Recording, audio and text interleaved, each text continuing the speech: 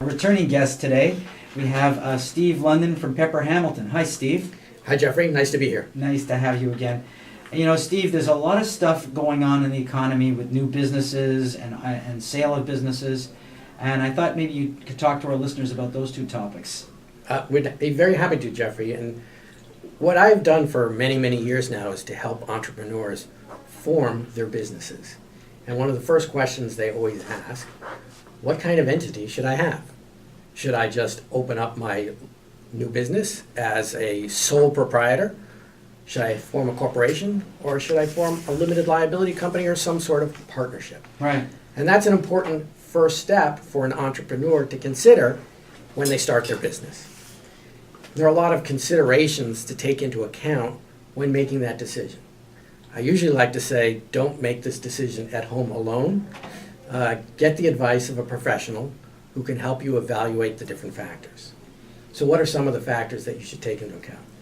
First, what kind of business are you starting? Is it going to be a local bakery? Is it going to be a one-location gas station? Or is it going to be a high-growth venture that you have visions of having locations throughout the country, or building a business that sells throughout the world, or an internet business that is also going to sell throughout the world? The type of business is an important factor to consider. How are you going to fund the business? Mm-hmm. Is it going to be self-funded, just from generating revenues yourself? Or are you going to need investors? Will your investors be your friends and family? Or might you seek out institutional or professional investors? That will help drive the decision on what type of entity.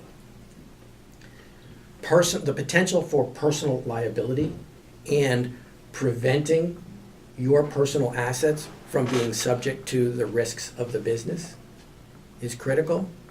And tax considerations. Each one of the different forms of business entities has slightly different tax consequences that are important and will depend upon what your vision and strategy for the business is.